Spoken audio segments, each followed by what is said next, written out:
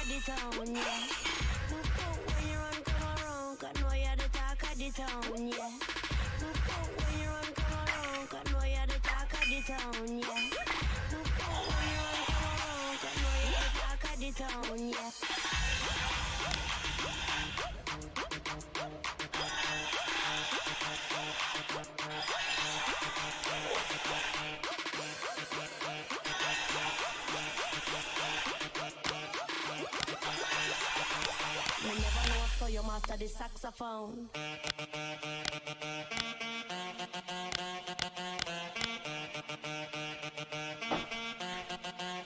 that beat back.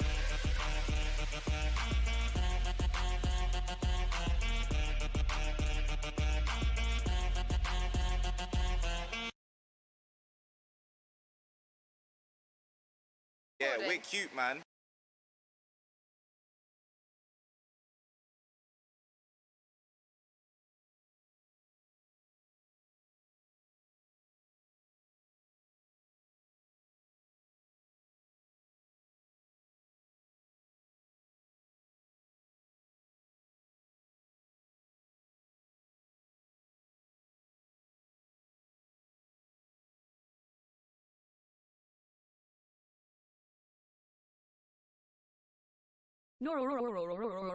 NordVPN. Sure, you could see the new Sonic movie. Or you could watch Frederick Knudsen, Emperor Lemon, Cynical Reviews, Chavez Slovakia, Theft 9, Seth Scene Tech, Jesus, and music by Too Mad. In Dark Doom Fire Master's epic fanfiction, Sonic High School.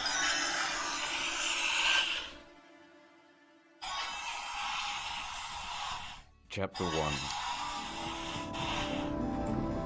Sonic woke up and looked at the clock. 7 o'clock, it said. And Sonic screamed. Whoa! I am late for school! I have to get to school now! Said Sonic, jumping out of bed. Sonic put on his clothes really fast and ran out of his room because he is fast. No time for breakfast! Said Sonic as he ran past Sonic's mum.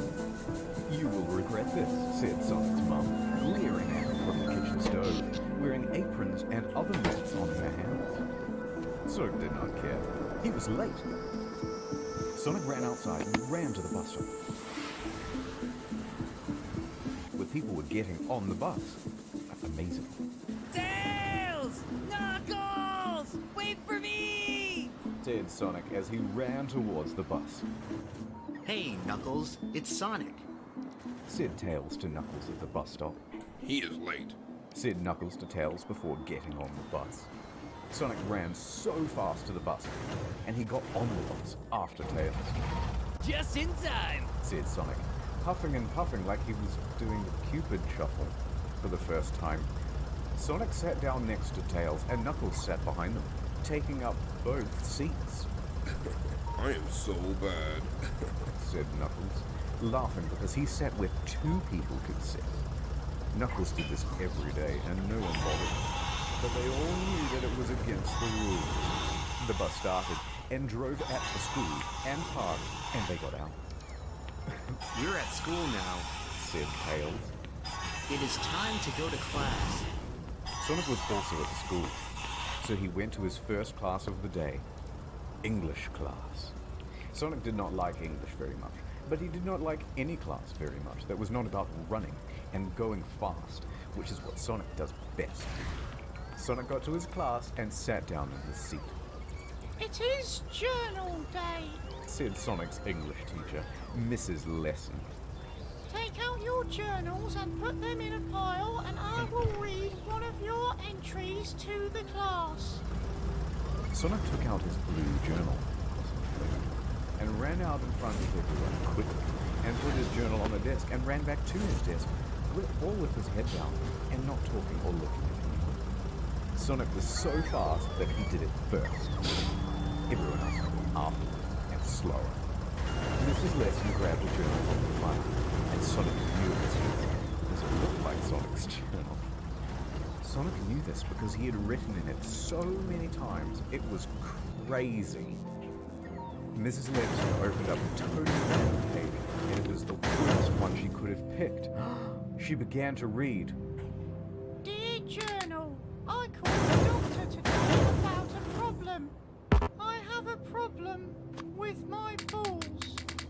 They are itchy, and it is difficult to sit still with them because they are so itchy.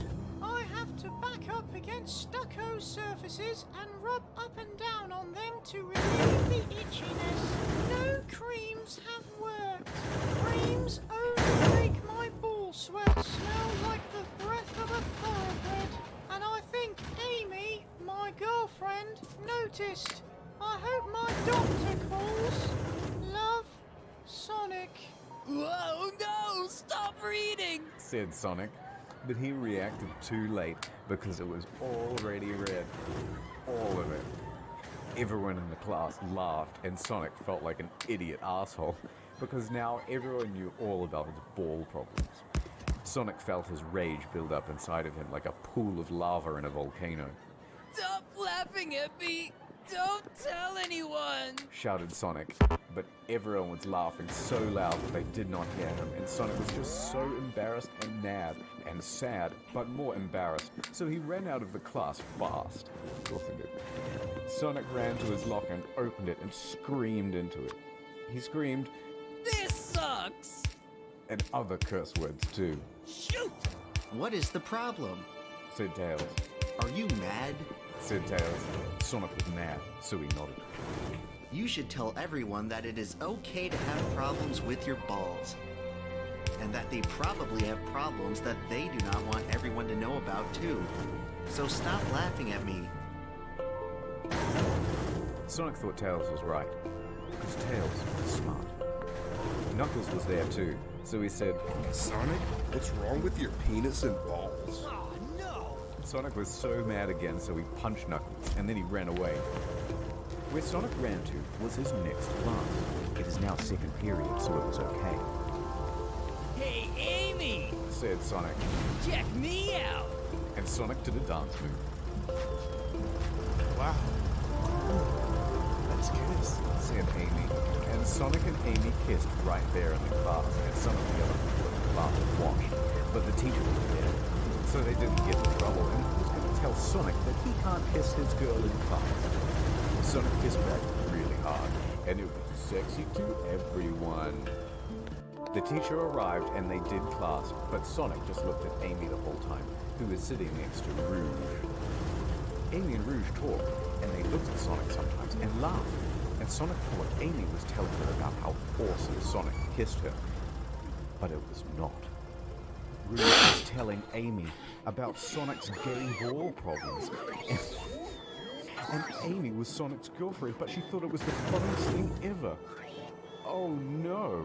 The class ended and Sonic went to Amy and didn't stop on the way. Hey, Amy! Why don't you go telling Rouge about how hard we kiss, close parenthesis? Said Sonic with a smile on his face that meant that he did not care that Amy did this, but really wanted her to, because it made him look cooler.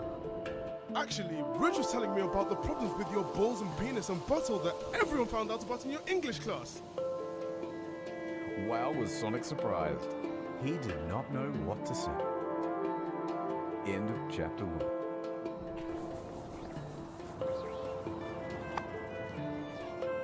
Chapter 2. This is sad, man. This is sad. The rest of the day for Sonic was awful. So bad it was that Sonic went home and went right to the bathroom and took a big poop. It was a mad poop because it went out fast. It shooted out of his butthole so fast that it was like a gun shoot. His poop stunk so much that even the neighbors could even smell it, and they had a meeting at night about what to do about it, and they decided that they would just put fans on outside, and if it really started to smell again, they would do something else. So Sonic pooped and went up to his room and shouted into his pillow. I hate everything! Sonic shouted loud, and he heard an answer. What's wrong, Sonic? Asked Sonic's mum. Nothing, said Sonic. Said Sonic. Okay, just keep it down because I'm trying to watch the TV. Said Sonic's mum to Sonic, and left without saying anything else. Sonic was in his room still, so he looked out of the window and saw Tails flying there with his flying tail. Sonic, are you okay? Asked Tails. I was worried about you, Sonic.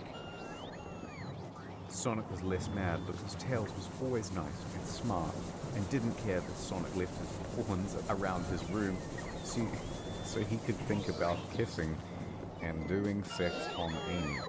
Please be happy. Said Tails. Are you there? Sonic went to the window and opened the window. Sonic grabbed Tails and put him on the bed because Sonic is strong too. This day was the worst. Said Sonic. Everyone thinks I am a gay loser, all because I gave them my journal. Sonic cried a little, and Tails put his hand under.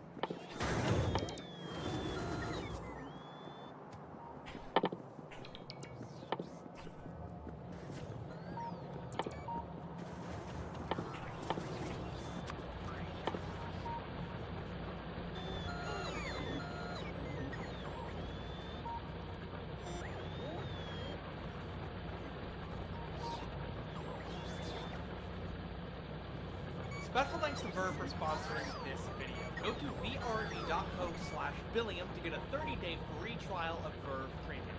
Stay tuned until the end of the video to find out what I'm watching. Yu-Gi-Oh! May be the biggest weight on this channel's shoulders. I know I need to cover it more one day, but I've been more interested in the odds and ends of the franchise. I recently picked up the Speed Duel sets because I thought I might play them with some friends, but I didn't. A few months ago, I checked out Dungeon Dice Monsters, the failed Yu-Gi-Oh! Spinoff which took Yu-Gi-Oh! and gave it dice. But today, I'm looking at another failed spinoff to Yu-Gi-Oh! Capsule. When the Yu-Gi-Oh! manga first began, Duel Monsters, the card game played in the show, wasn't the focus. Games in general, Yami Yu-Gi-Oh! played a game that totally hex something popular was settled as Duel Monsters was a sort of Magic the Gathering analog introduced into the series. But it was so popular with the readers, they made it into an actual game, and bam, Yu-Gi-Oh! was born. One of these early Yu-Gi-Oh! games was Capsule Monsters. Capsule Monsters test essentially consisted of a chessboard and monsters collected from capsule machines.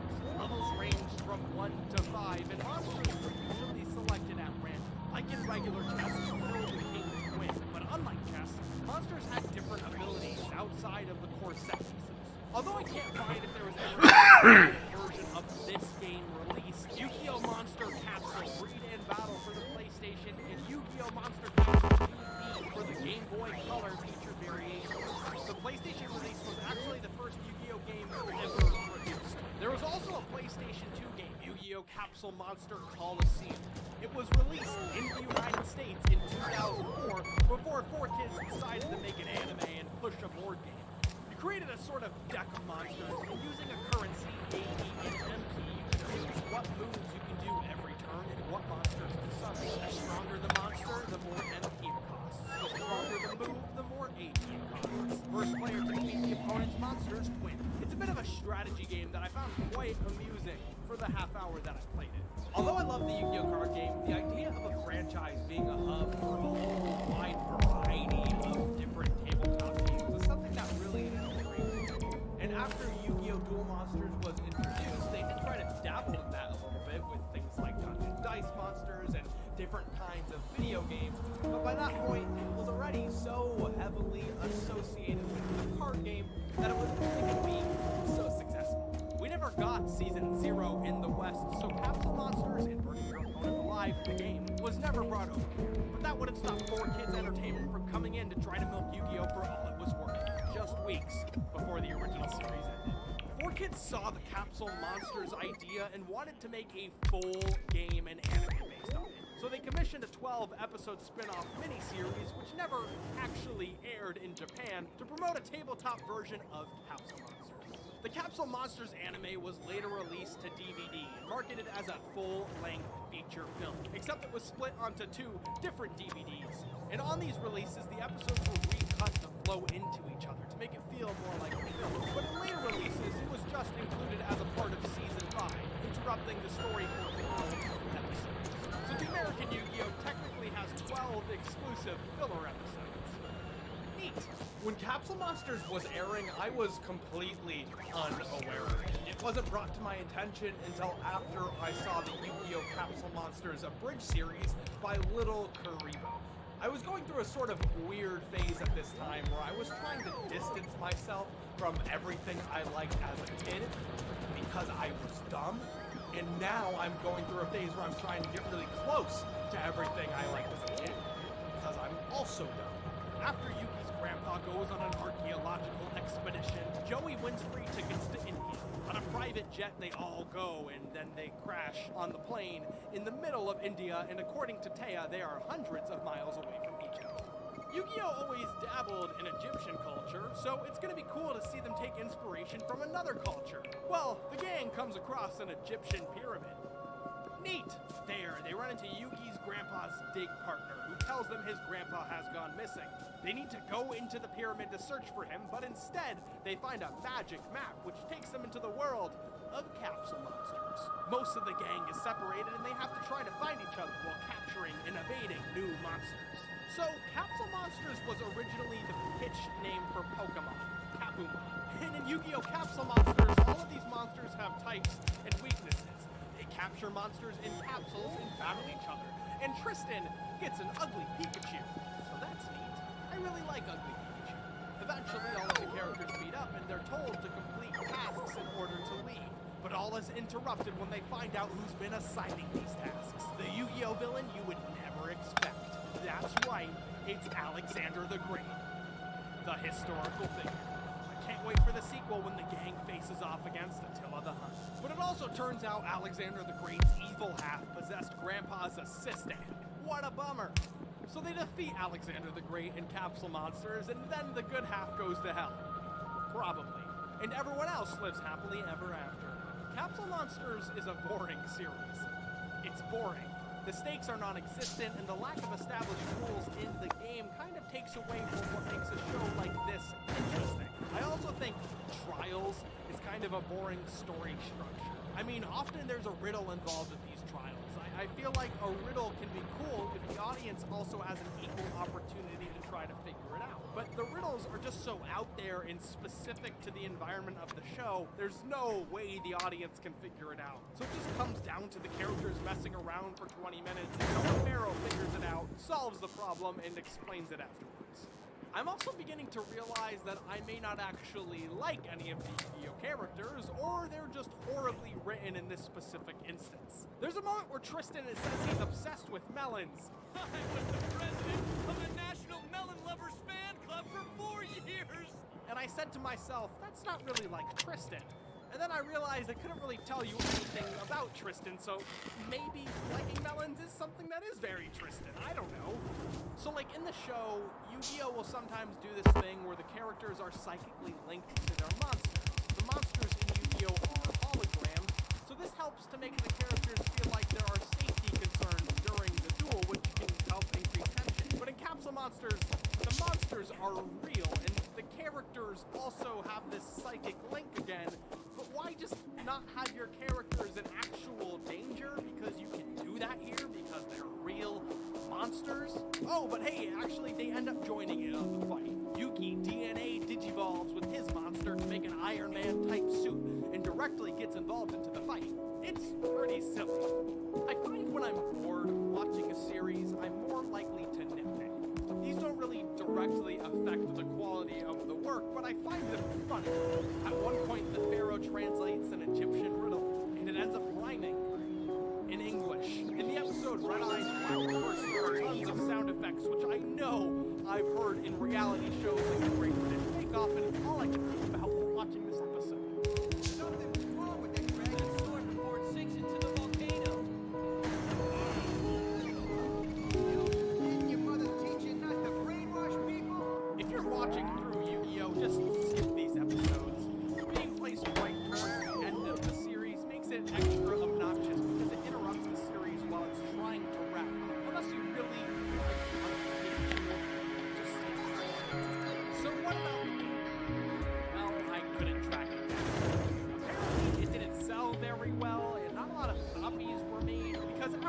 watching on eBay for months, I have yet to see any active listings for any part of the game. It just came up and died very quickly. From what I understand, the only releases were the 2-player starter set, which came with the board and a variety of classic Yu-Gi-Oh characters, and the first wave of blind packs, which had about 40 random figures in it. However, after this initial limited release, the game ended, never to be seen again. The objective of the game is to get your opponent's king and drain their health to zero. Figures look kind of cheap, the board looks kind of flimsy, but I'm definitely interested in trying it. It's just too hard to track down. I'm not really sure how fruitful it was to Capsule Monsters to succeed. At one end, it really seems like they were just trying to do one big last hash before the original series ended, and on the other end, I see that they were really trying to develop a new kind of spin-off game, but I'll never know. And unfortunately, Capsule Monsters' legacy isn't really even about the game anymore. It's more about the countless and endless kinds of YouTube reviews and video essays describing why it failed. And nobody wants that. Thank you again to Verve for sponsoring this. Head out to vrv.co/billion to get a 30-day free trial of Verve. Verve has a killer variety of content, from selections including Crunchyroll, Rooster Teeth, Cartoon Network's Boomerang, and more. With such a great selection of curated content, Verve has quickly become one of my favorite streaming sites. With Verve Premium, you can stream ad-free content to an amazing selection of streaming devices. And you can also sync episodes offline to your phone and tablet so you don't have to be connected to watch. I just finished a project which required me to travel all around the state, and while I was doing this, I had a ton of episodes of JoJo's Bizarre Adventures picked up to myself. I'm almost done with the first season, and it's certainly bizarre. If you want to talk to me about what I'm watching on JoJo's Bizarre Adventure, hit up my Discord, go to the anime chat channel, and tag me, and I'll be sure to respond. So head out to vrv.co/billion to get a 30-day free trial of Verve Premium. Thank you again to Verve for sponsoring this. Anyway, thank you for watching this video. If this is your first video of mine, subscribe and check out some of my other videos, especially the ones on the screen here. Other than that, try to follow me on social media, and have a good day.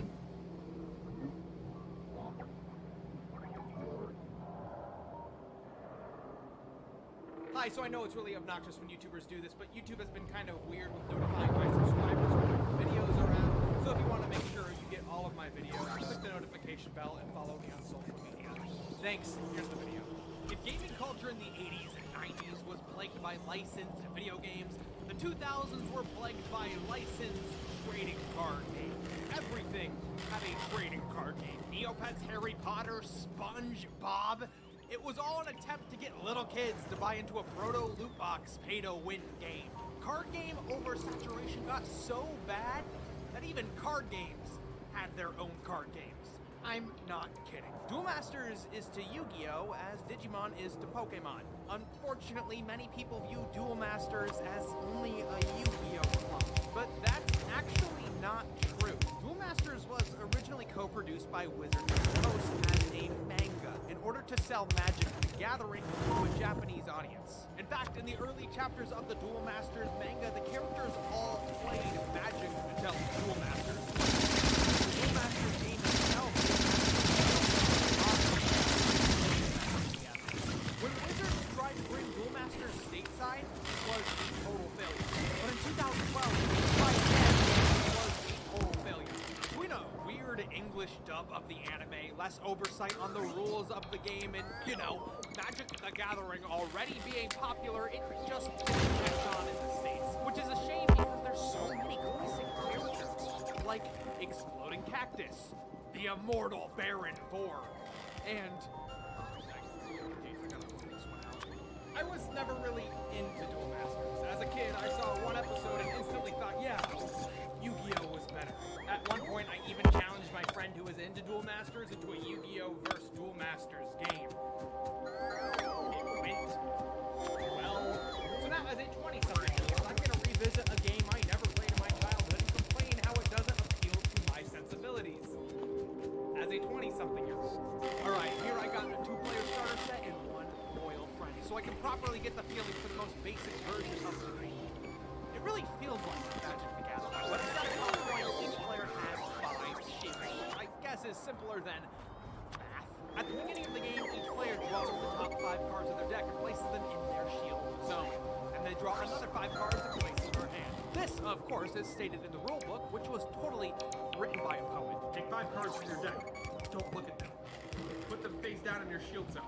They are your shield cards. Draw 5 cards from your deck. Look at them. This is for you. To win the game, you have to attack your opponent's shields to break them before finally attacking your opponent directly to win. One of the unique things about Duel Masters is the multi-use cases of the cards.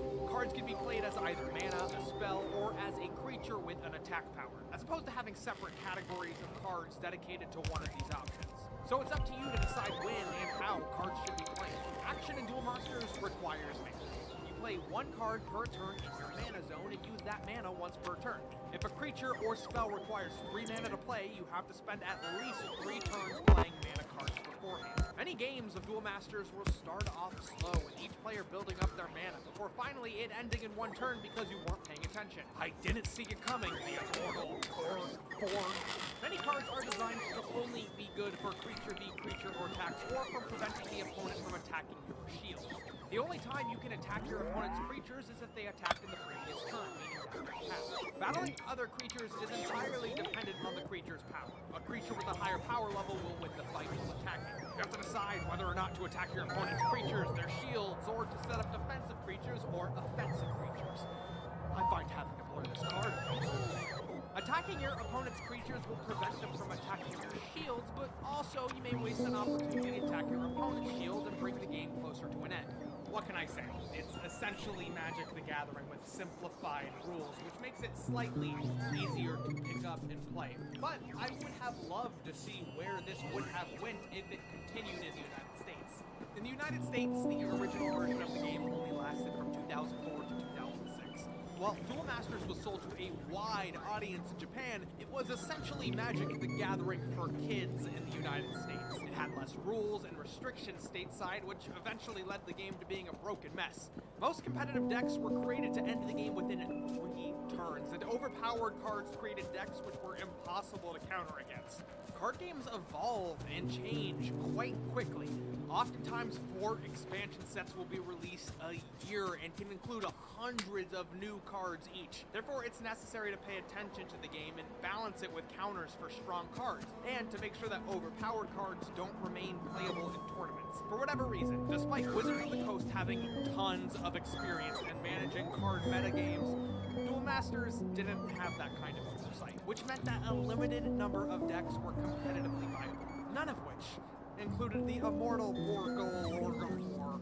While the lack of rules and oversight in the game may have contributed to its failure, I also believe that it may have failed to capture its target demographic. This is all speculation, but the Duel Masters anime originally aired on the Toonami programming block. Toonami was aimed at older kids and teenagers, but Duel Masters is for a much younger audience. Teenagers are old enough to get into Magic. They don't need the stepping stone. The Duel Masters anime, or at least the English dub, is also really bad.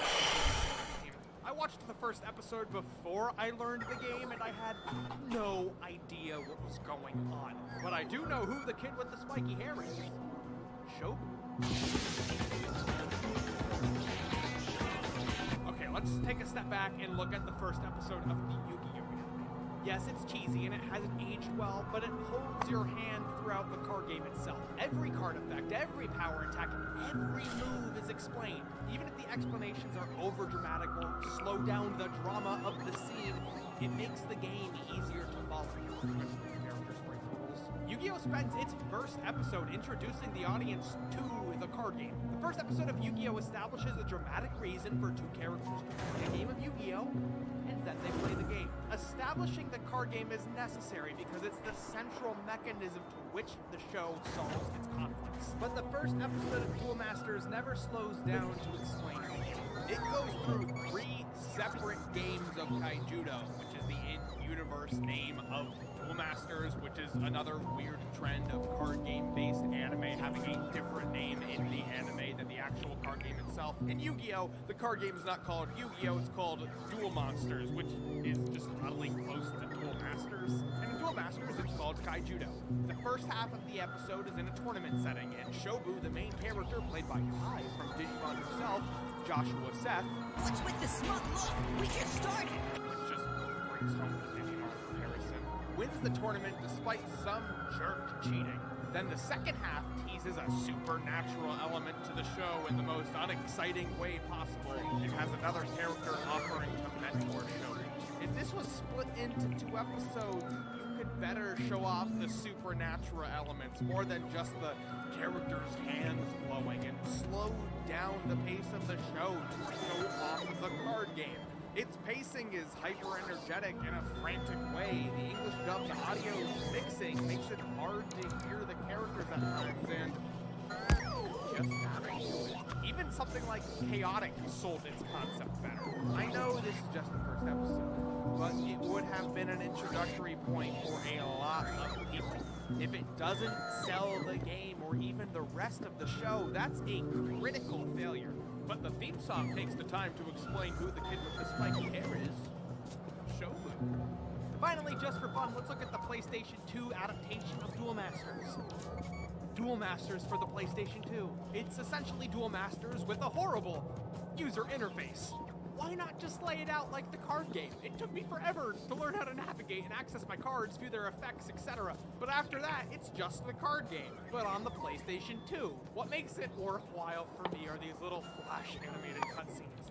It reminds me so much of Sailor Moon fan animations on YouTube, like from a decade ago. You pick from 1 of 5 characters who represent the 5 tribes in Duel Masters, and then you play Duel Masters. It was one of several Duel Masters games released in the West, and once again, if this was your introduction, it doesn't sell the game well, which, I don't know if you know this, is important.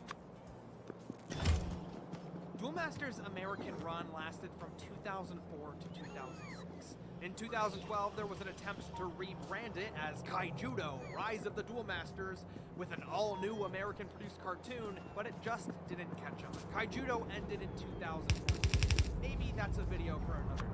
However, in Japan, Duel Masters is still massively liked as an anime series, and going online, I see many sources state that Duel Masters is the second most played trading card game in the country. Right behind Yu-Gi-Oh! Duel Masters eventually grew and evolved into its own unique game separate from Magic the Gathering, but unfortunately in the States, it never had an opportunity to differentiate itself. Duel Masters isn't really bad, it just had a hard time selling itself. And I bet Wizards had a hard time marketing it because it was so similar to its flagship product, which already had established itself in the United States. So what I'm trying to say is, Duel Masters is really dumb, it's just a Yu-Gi-Oh clone. Special thanks to Verve for sponsoring this video. Head out to vrv.co/William to receive a 30-day free trial of Verve Premium. Verve Premium offers a wide variety of different content channels, from Rooster Teeth, Crunchyroll, and recently they've added Splat to their lineup. Splat has a great selection of classic Nickelodeon shows, which have kind of become my go-to de-stressor shows. I've been watching episodes of Real Monsters, The Wild Thornberries, and even Chalk Zone. And the more I watch of Chalk Zone, the more I'm convinced I have to do a video.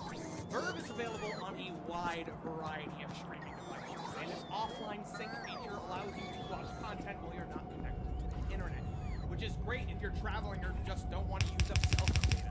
Verve is genuinely one of my favorite platforms. So help out the show, go check it out. Go to vrv.co/William to get a 30-day free trial of Verve Premium.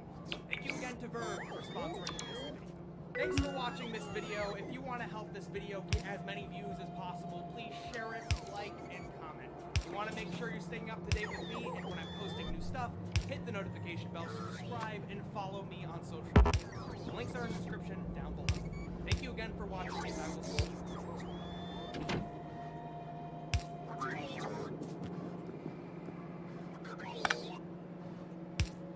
I feel feel like many look at anime as if it's a product created for a Japanese audience in isolation, and only then do international companies look to license whatever's popular. But that couldn't be further from the truth.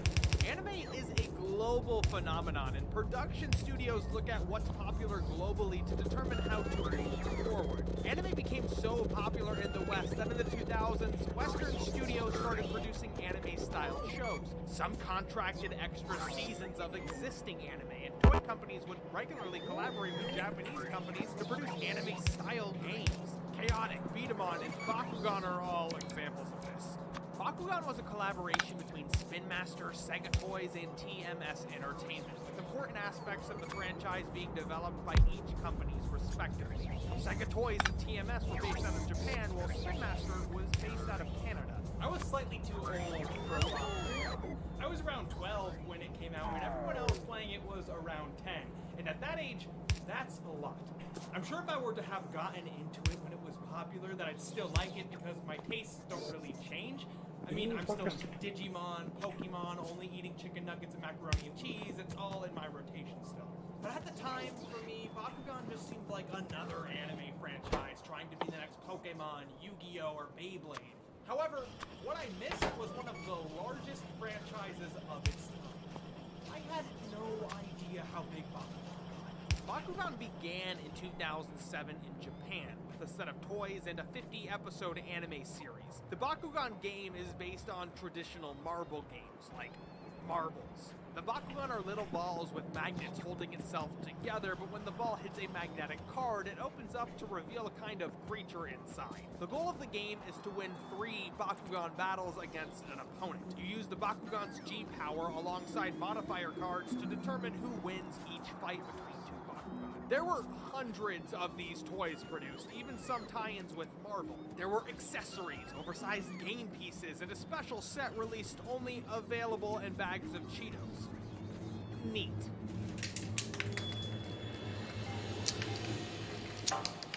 Not forceful at all.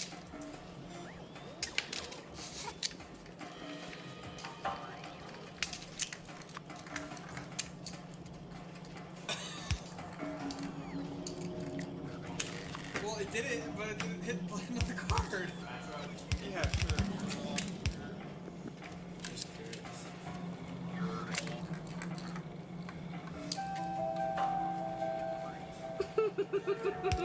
Although Bakugan initially failed in Japan, it became massive in the West and North America, with the anime going on to last for 4 more series, ending in 2012. What's odd about Bakugan is it was incredibly massive.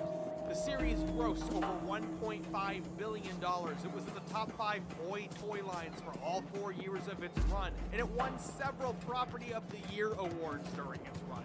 But then it just faded away into nothing, becoming just a fad. I'm sure hearing about how Bakugan was incredibly popular during its heyday rising to those of you who were into it, but I always thought Bakugan was just that thing some weird kids were into, not something that all the weird kids were into. Except for me.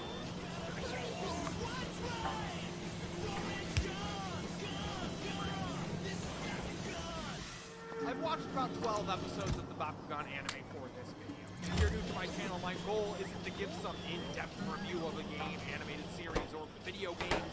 It's more for looking at a franchise as a whole picture. The Bakugan anime, Bakugan Battle Brawlers, expands on the lore of the series. Bakugan are creatures from the dimension Astroya. Initially, many Bakugan are brought to the human world, but they all operate on kind of a mindless basis. They just follow the orders of whoever finds them. A group of kids led by Dan Russo, not to be confused with Mikey Kudo, all create a game around the Bakugan. Soon, intelligent Bakugan travel to Earth to warn the players of the game and about the destruction of their homeworld, Destroya. As an audience, we don't really know much about how it's planned to be destroyed, but a mysterious figure named Michael and a kid named Masquerade have something to do with it. The talking Bakugan all act as advisors and partners to the kids, so even though they all have a group of Bakugan, they really only have a real relationship to one. Each episode of the show usually has 1 or 2 Bakugan matches. Whenever the characters enter a battle, they enter this little magic arena and time slows down around them. And for some reason, there's always pigeons flying by. This doesn't make the show any better or worse, but I love them, I guess? So Masquerade goes around giving Bakugan players something called a Dune card, which has no strategic value, but it makes the loser's Bakugan go into the Dune dimension, a place where Bakugan are trapped forever. So yeah, they're just being jerks for the sake of being jerks, so there's stakes, I guess. From what I saw, the Bakugan anime is charming. It has that classic kids anime cheese, and it introduces its characters in a pretty smart way. The main group of protagonists is made up of 6 kids who all chat together online. They don't really know each other in real life. The show begins by following Dan, a fun-loving, competitive tween who developed the rules for Bakugan. Dan meets his partner Dragonoid in episode 1, so the first few episodes are about them learning to value each other. Dan wants to play Bakugan, and Dragonoid wants to save his dimension from destruction, so you can say they're on equal footing. It's cute. They have a fun dynamic, and Dan is always making sure Dragonoid is clean by brushing him with a toothbrush. A few episodes in, Dan starts to meet up with the rest of the cast, one episode at a time, which helps to introduce them in a tangible way. They're all fun enough, and their Bakugan has unique personalities. It's fun. I only planned on watching about 5 episodes, but I watched way more because I genuinely enjoyed what I saw. However, although Bakugan is fun enough to watch, it definitely doesn't really help you to learn the card game, which is a shame because it would actually be pretty easy to take some time to explain it. The Bakugan card game is a hybrid game between the cards and Bakugan, the toys. Each Bakugan has one of 6 attributes. They all have special names like Ventus and House, but essentially they're stand-in names for things like water, earth, fire, wind, darkness, and energy. For each game, each player has 3 Bakugan, 3 gate cards, and 3 ability cards. According to the rules, the youngest players go first, and yo, at Bakugan tournaments, you bet they got bouncers checking ID, so don't try to lie about your age. The game begins with each player taking turns rolling out their Bakugan onto one of their gate cards. Before they roll, they have to make sure that the balls are at least 2 cards distances away from the gate card, however. The gate cards have magnets built into them to activate the Bakugan. Once the Bakugan both land on their gate cards, you flip the cards and apply any stat changes as necessary. Each gate card has modifiers depending on the attributes of your Bakugan. So you take the G power of your Bakugan, which is located somewhere inside of it, take the modifying impact of the gate card, and then take an opportunity to play any ability cards, which override anything the gate card does. Whoever has the highest G power in the end wins, unless your ability card literally makes it so the one with the lower G power wins. Then you do that. That's a thing. That exists.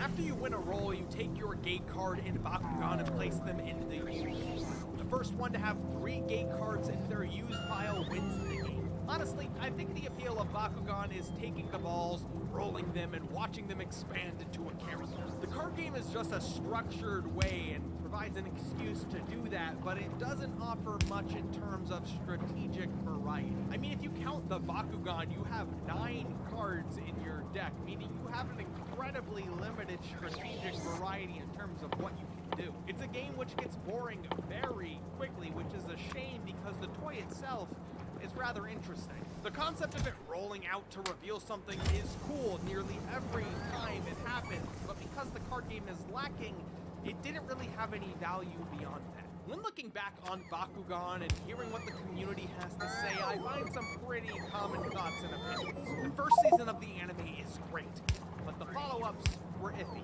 The video games are pretty fun, and the card game was average.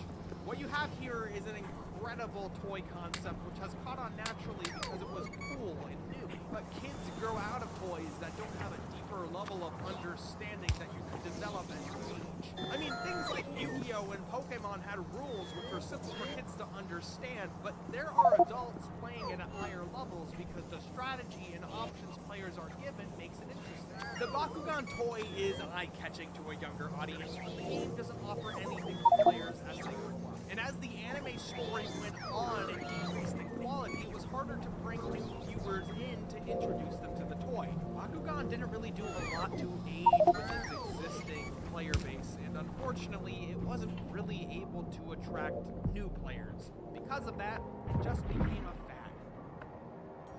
A few weeks ago, I was invited out to Spin Master HQ to preview all the great new Bakugan stuff they have. And after listening throughout the whole weekend, this seems to be the consensus for why Bakugan failed. Not exact words, just a general consensus. Right now, Spin Master is getting ready to release a completely new relaunch of Bakugan. At its heart, the core concept of the toy is still there, but all of the supporting factors are coming back. A few days after this video is released, I'm going to be posting another video talking about my trip to LA, my experience with Spin Master, and my thoughts on the new Bakugan Battle playing series. But let me just say that the new series is genuinely fun, and it seems as if Spin Master and everyone involved has learned from the mistakes of the original series. Discovering Bakugan was a delightful surprise. The anime was cute, the card game was iffy, but the toy is really cool. And now that one guy who keeps commenting, I think Bakugan is next on every single one of my videos, he's satisfied. Anyways, I can't wait to talk about what's next for Bakugan, but until then, I'm gonna go edit a video where I talk about what's next. Special thanks to Squarespace for sponsoring this. Go to squarespace.com/Billiam and use code Billiam to get 10% off your first purchase. I've been so excited to build my new website, hipstertrash.co with Squarespace. Basically, hipstertrash.co is hosting all my recent videos, it's going to host a blog, and I'm also starting to play with Squarespace's gallery feature in order to host some of my photography. Basically, when people ask me what I do online, I want to send them. It's my Squarespace is all-in-one platform is incredibly easy to use, regardless of design or coding experience. There's no need to install updates, plugins, or code anything. All you need is their all-in-one user interface to design a gorgeous website. And if you have any trouble, Squarespace offers 24-hour customer support to answer any questions you may have. Regardless of your use case, blog, online, retail, or portfolio, Squarespace is the best and easiest option to use. So get started on your website today and go to squarespace.com/Billiam and use code Billiam to get 10% off of your first purchase. Thank you again to Squarespace for sponsoring this video. Anyways, thank you so much for watching this video. If this is your first video, please be sure to subscribe and following me on all the social media links in the description down below. YouTube always makes it difficult for you, my subscribers, and everyone else who wants to see my videos to actually see my videos, so make sure you have access to every single one of those avenues as a smart man. Other than that, thank you for watching, and I will see you next time.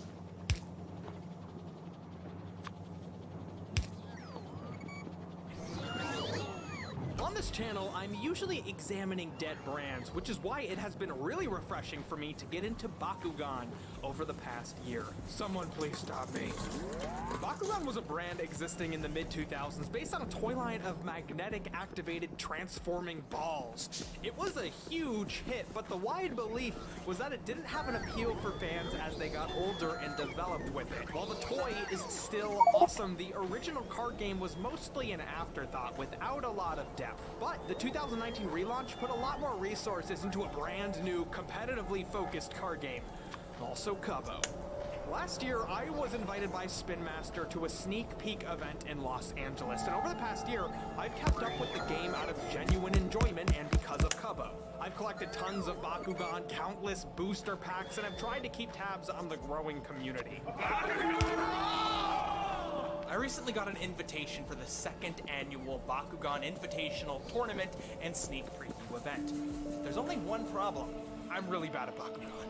Like, really bad. Now I'm going to be in LA with a bunch of different YouTubers on camera for all of their videos, and I'm going to embarrass myself because I'm really bad at Bakugan. I lost in the second round at this tournament last year. Earlier this summer, I went to MomoCon in Atlanta and I lost horribly to Simo. The game is now established, so I have no excuse not to play well. So I have to get to LA and participate in the tournament without Spin Master ever realizing just how bad I am. Because I have to continue to be an influencer. I gotta get good. 3, 2. Oh. So the Bakugan card game is pretty unique in the space, mostly because of how the toys are incorporated into the game. Aside from booster packs, you can also buy the Bakugan characters. Bakugan are these cool, transforming balls that open up to reveal a character when activated by a magnet. In the game, each player picks 3 Bakugan and rolls them out to the center of the field, which is lined with 12 hex magnets, or Baku cores, that'll open your Bakugan if rolled correctly. The winner of the round is whoever has the highest B power, which is determined by the Bakugan's stat card and the effects of the Baku cores. That's where the introductory game for younger players ends. But from there, older, more experienced players can build a 40-card deck using cards color-coordinated to your 3 selected Bakugan. Cards can increase Bakugan power, create permanent effects for the rest of the game, increase damage, and upgrade your Bakugan's base stat with an evolution. Just like most other card games, cards require energy to play, and you can only build up your energy stockpile once per turn. The loser of the round takes damage by discarding cards off the top of their deck, but flip cards continue your strategy even when taking damage. First one to have no cards left during an attack loses, and I know that feeling all too well. I love card games in general, but Bakugan in itself is just inherently more fun. It has this extra layer of playability with the toys themselves that bring an extra layer of just pure joy to the experience. Seeing the Bakugan pop out of their balls is truly remarkable. Like, it's something that never gets old, and the more physical, skill-based rolling mechanic creates a level of intensity that's just not found in other card games within the space. Turn to turn, you know whatever strategy you're planning can be interrupted by a failed roll. And because of the rolling mechanics, and because you can see who's clearly winning or losing due to how high their deck is stacked, Bakugan's also a much more interesting game to watch than other card games, because it has this easy to follow visual element for observers. Alright, so first things first, I have to get the roll down. If I can't roll the Bakugan, I lose the match. Every match at MomoCon, I lost because I couldn't roll. Roll, roll, roll, hit the Baku cores, train, protein, roll, Baku cores, roll, protein, Baku cores. Now I know what you're thinking. That looks pretty gross, but don't worry. I'm not actually drinking Baku cores. This is just a little bit of editing magic. Now I have to pick out my Bakugan. I'm going to base my Bakugan selection on what I already own. So I'm going with Dragonoid Ultra, Hydorus Ultra, and Pegatrix Ultra. I gotta get that roll down. You stupid ball! That's your home! Why won't you go home? Are you too good for your home? Now, unfortunately, one of the things that has held my interest back a little bit in Bakugan this year is really the overall lack of organized play. Earlier this year, a BakuTuber, Briar626, did invite me to a locally organized event, but unfortunately, it was an hour away, and that day I just couldn't make it. And then there have been events at Barnes & Noble and GameStop, but to me, those seemed more like an introductory kind of thing. It was kind of showing kids how to play the game, more than giving an environment where older players such as myself could play together. So unfortunately, for older fans such as myself who may be interested in competitive play, you're really on your own to figure that out. So I called up YouTuber Negative Legend to help me construct my deck. I'm focusing on a few things here. First, draw power. In order to get a leg up on my opponent, I need to be able to get the cards I want out as soon as possible. Next, I gotta pay attention to the bell curve. Since you can only play one energy a turn, you want to be able to play cards right at the start of the game that have low energy costs. But as the game progresses, of course, you want to be able to play more and more powerful cards. So as much as I want to stack my deck with 30 Leah cards because her outfit is on point, I can't. Finally, I need evolution cards for my deck because Bakugan power up by evolving. So I'm just gonna throw some in. So I'm packing up my gear and heading out to Los Angeles.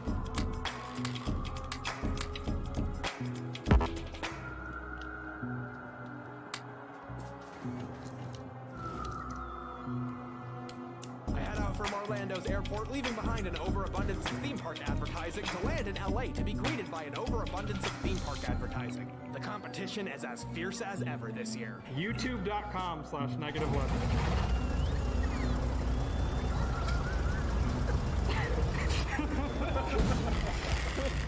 Well, last year felt like it was a heavy influencer, quote-unquote, presence. This year was very community-focused, with Bakugan creators of all sizes and YouTube experience coming out to see the new product and play the game.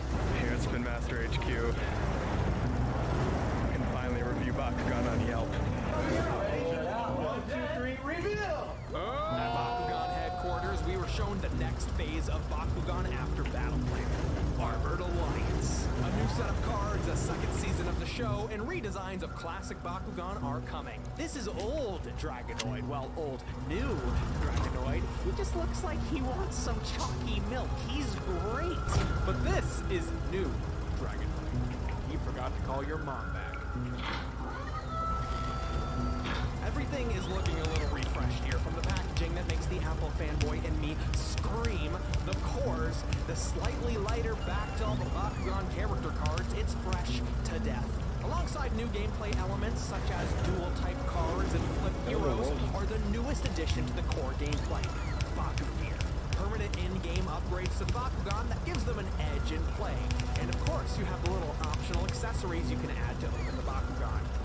Dang, Aqua's Dragonoid Ultra, you are looking good. The Baku Gear is also the focus of Season 2, the new subtitle being Bakugan Armored Alliance, of course alluding to the Armored Alliance. Alongside the new subtitle is a rebranding of the card game as Bakugan Pro, a hopeful hint that organized play will be an important aspect of the game in the future. Looking at the new cards and product was awesome. I think something Bakugan has that other card games don't is how character-focused everything is. When we see Dan or Dragonoid being silly on a card, we associate it with the character rather than the design, which makes collecting really fun. I mean, how can I not get excited pulling this card that features Leah and Cubbo at the Clubbo? It's amazing. I love it so much. Seeing the community develop out of this game over the past year has been really cool. Just at this event, there are tons of new YouTubers who have popped up over the past year just because of Bakugan, and they're really into the game. Along for the ride was also voice actors Julius Cho and Evan Mack, who play Magnus and Winton in the Bakugan show. They hung out with us, they answered everyone's questions, and they even got a little down and dirty and played a few games. I think it's time to Drama! It was really cool. Plus, everyone was treating us, you know, pretty generously while we were out there. So we got some pretty awesome swag.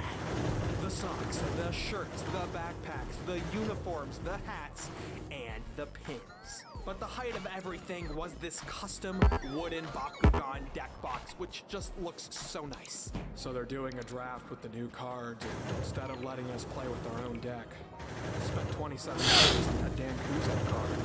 I'm gonna lose. I can't compare to Illinuk, Phoenix Knight, Kimbo, Jet, Kuso, Bang, Shaman, Raging, Cajun. These are the real Bakugan masters. I'm just some guy. Yo, Hey, what's up? How are you? Good. Oh, thank you. This is all for you. Oh my God. Thank you. Thank you. Oh, You got enough hands for it all? I do have enough hands for it all. I'm ready to Bakugan brawl. Good luck, man. Almost ready. My clumsy brain continues. Thank you. We were all given 5 Bakugan and 10 packs to build a 40-card deck. When it comes to drafting decks, Bakugan kind of has a unique issue that needs some solution eventually. A draft is when you construct a deck solely out of new cards. With games like Magic and Pokemon, needed mana and energy cards are usually provided by the card shop. Unfortunately, any card in Bakugan can act as an energy. But the Bakugan come in branded character packaging, so you know exactly who you're getting, meaning that not everyone is starting off on the same foot in a draft. However, at the event, they made sure to randomly give us a selection of new Bakugan. So I guess card shops could curate handing out Bakugan to keep everything random, or maybe you'd only draft the cards. I'm not quite sure how it would work. I got Ventus and Aqua's Dragonoid Ultra, Pyrus Trox, Darkus Hydorus, and Pegatrix Ultra. And of course, the Baku Gear. I chose my Bakugan based on who I had the most evolution cards for, but I did pull the sickest, dankest card there is. Oh, more drops. Hey, mine's better. Mine's better. Yeah, yours is. You got Cubbo at the Clubbo. Yeah, that's that one right there. I want a print of that so badly.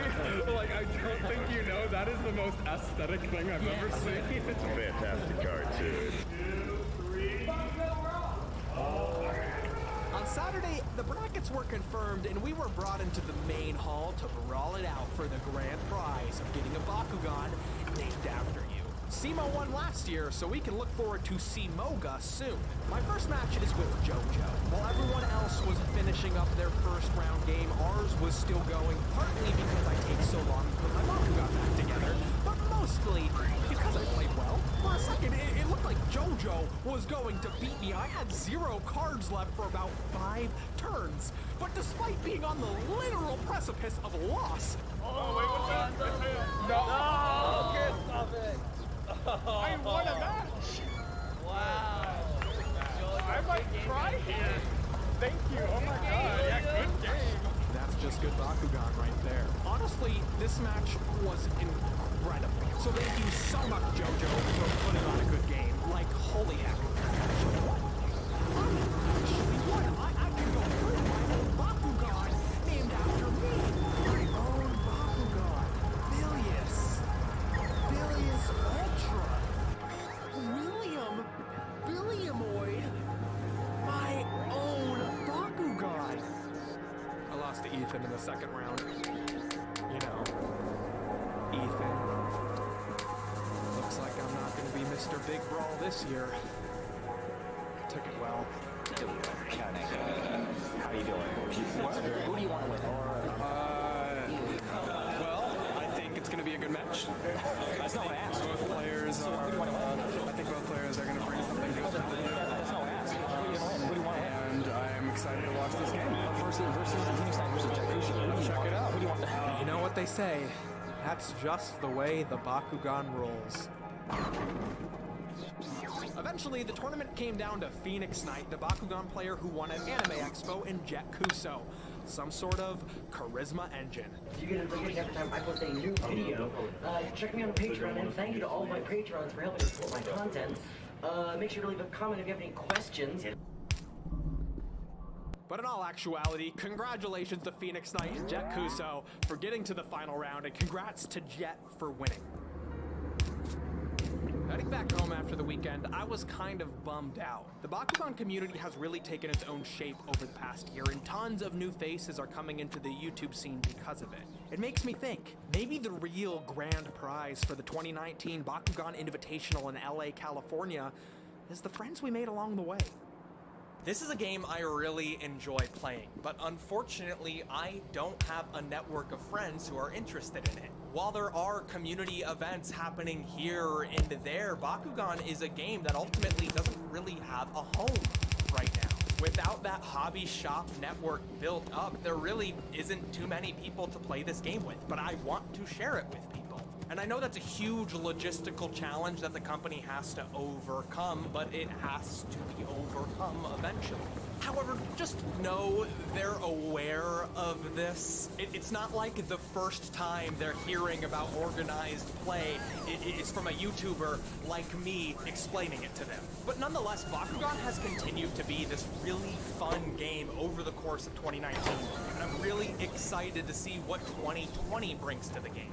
So thank you so much to Spin Master for flying me out. The effort and generosity associated with that, even though we're promoting something, doesn't go unnoticed. They go above and beyond with treating us with respect and also treating us well as fans. It's really cool. So anyways, I hear influencers need to have like a big signature send-off at the end of their videos, and now that I've gone to LA, I'm officially an influencer. So here's my new signature sign-off at the end of my videos. So anyways, thank you for watching, and as I always say, have a good day. So anyways, thank you so much for watching this video, and thank you so much to Spin Master for flying me out. The amount of effort that goes into something like this does not go unnoticed or unappreciated. Other than that, this is your first video of mine. Consider doing all the silly stuff YouTubers ask you to do. Subscribe, follow me on social media, all that junk.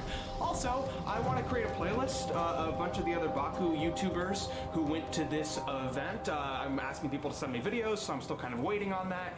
When that playlist is ready, I'll post it to Twitter, and I'll add it to this end card. So if you're looking forward to that, go follow me there so you can follow everyone else. feels like self-promotion even though I'm trying to promote other people. Other than that, have a good day, and I will see you next week.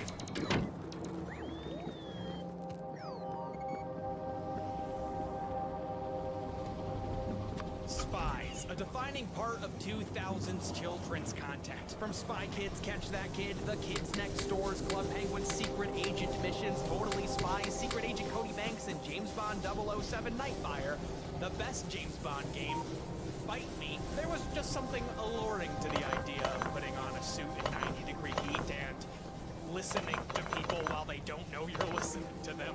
Is that what spies do? And of course, the best spy toys were spy gear made by Wild Planet.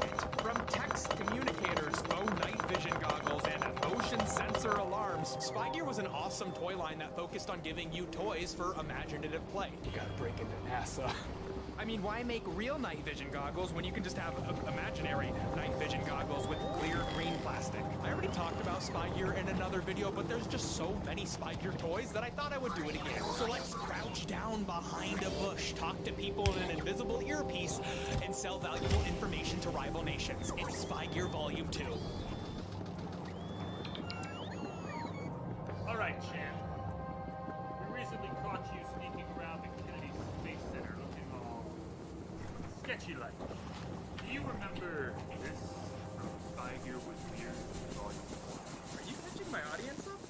No, you don't catch my audience up. Let me catch you up, pal. We caught you sneaking around the Kennedy Space Center again.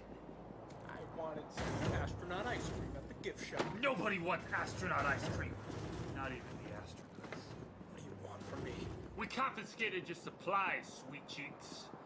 We were hoping you might be able to shed some light on what you were planning on doing with one pack of gum. What appears to be a large duffel bag filled with conspicuous items. You got nothing on me. And a hack of the gift shop. Where did you keep it? Why don't you tell us what you're doing here, Brent? It all started with a comic book.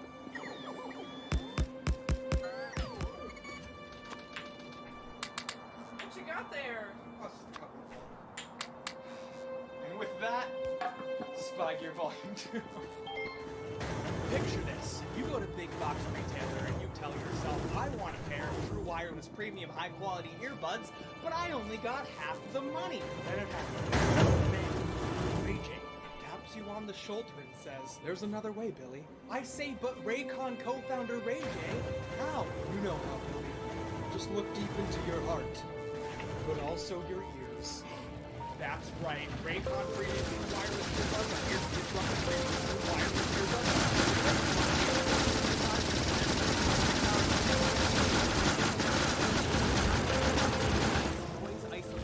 And considering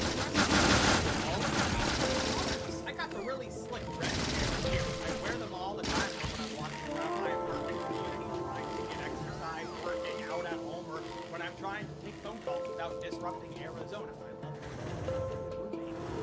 So get some cool, slick, wireless earbuds by going to buyraycon.com/Billy to get 15% off of your order. Thank you again to Raycon for sponsoring this video. Just a quick recap, Spy Gear was initially made by Wild Planet, but the creators of Rocketron recently bought the brand, and by recently, 8 years seems recent at this point. Spy Gear as a concept came around. Danny Grossman was actually accused of being a spy while spending time in the Soviet Union, so he did what anyone would do after facing such an accusation.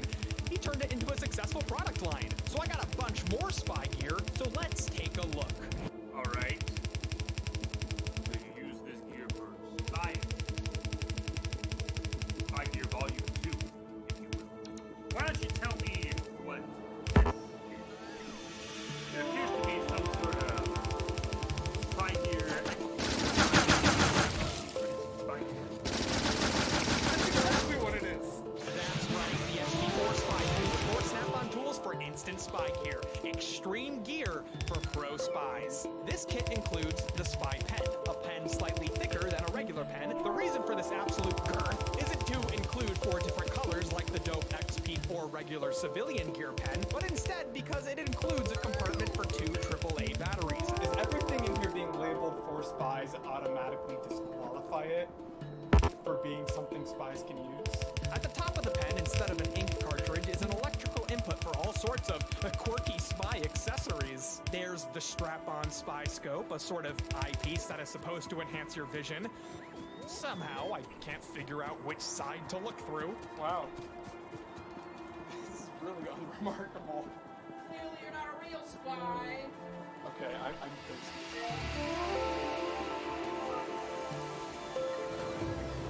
This is not a time to eat. We're spies, not caressers of thighs. Whoa, that was good. That was pretty good. Well done. Poetry. Motion detector also comes into the pen? Why? Why on earth? What, like every time you write a new letter, it's gonna be going crazy. There's also the spy flashlight, just in case you need to spy on somebody when all the lights are turned off and they're also wearing an eye mask, ensuring you don't blow your cover. A cane, maybe? It's just another green piece of plastic that plugs into the light. How green? Somebody, 1989 called. They want their cell phone back. It's big. Big phone. I hate that that's what I'm like. Big phone. Wait. What are you writing? Not related to espionage. No, it's absolutely related to espionage.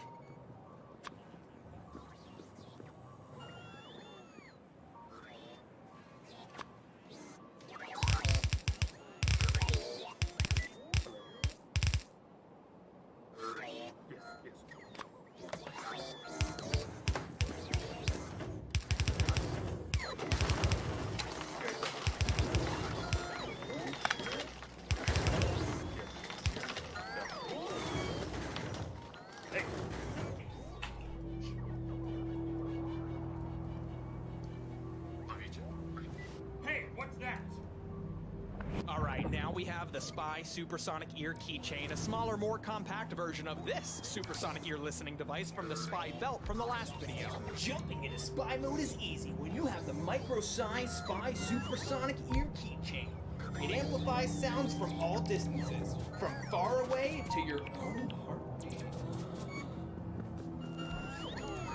That's the real spy gear. You have a microphone, a satellite dish for sound amplification or aiming, and an earpiece. This one doesn't really work too well. I mean, it certainly makes things louder, but so does yelling. Some people in the last video told me you were supposed to listen through walls, so we tested that.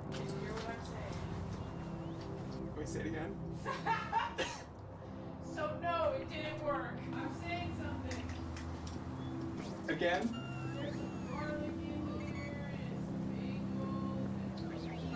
Yeah, it doesn't work. It's interesting to note that while this does have the Spy Gear licensing, this was actually made and manufactured by Basic Fun, who also made the Pokemon Pokeball keychains, which were always my favorite Pokemon toys. Basic Fun specialized in making miniaturized and keychain-sized version of many toys, including very, very tiny versions of board games. I had a few of these as a kid. I'd love to do a video on them one day, so if you have suggestions, let me know. But besides the Supersonic Ear keychain, they also made a Spy Gear Night Scope keychain.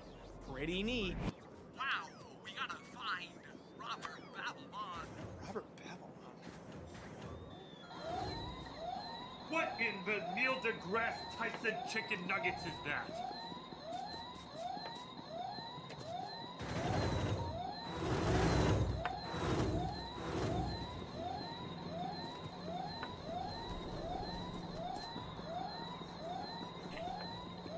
You want to tell me what these are? Daddy-o? Yes! Oh boy, oh boy, oh boy. The Spy Gear Laser with a Z tripwire system. The kit comes with 3 Spy Gear laser pods identified as LTW001, 002, and 003. In the last video, I looked at the Spy Gear alarm system, which came with 3 radio motion detectors and a hub unit which alerted you which of the 3 motion detectors were going off. Yeah, this is just a worse version of that. Alright, So I've created a tripwire system. Wait, hold on, there's a spray bottle for showing the laser. Oh my god, I didn't know that I was in, the lube. While the idea of lasers is inherently cooler than the idea of no lasers, the extra step you have to take in order to set these up decreases functionality of the toy when compared to the original motion tracker system, which functionally does the same thing. So here's what's totally bad bullshit that besides my table now being soaking wet. To get these to work, you have to line up the laser with this point on a different device. So all three are armed, so. Hey, remember the Laser Collection Volume 2 where Dr. Octagonopus said...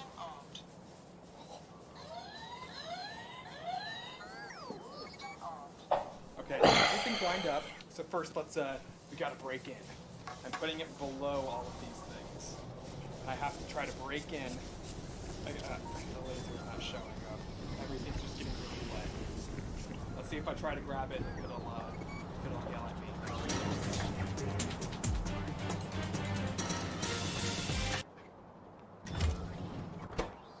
So I'm gonna go ahead and say that this doesn't work very well. So let's try it now. Does it work in this light? It does. But in what circumstance would a spy need to use this? Is this like a training simulator? Maybe.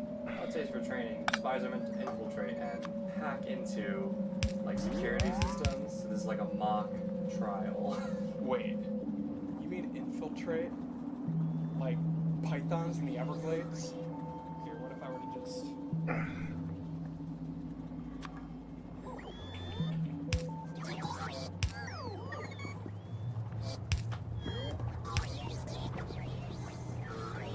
It's not armed again, is it? This is a very inconsistent toy. It only goes off once and then you have to rearm the system. Yeah, it's bad. I usually try not to say that, but it's just really bad. Okay, moving on.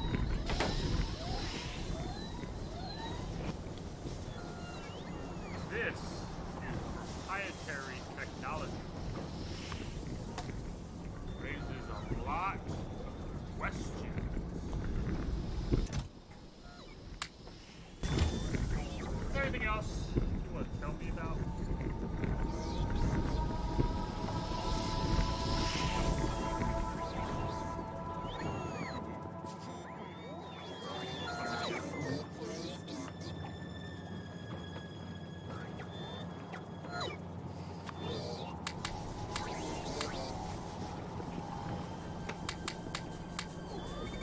Spin Master bought Wild Planet, they were just like, here's some money, and they got the company, and then they negotiated a deal with McDonald's to do spy gear toys.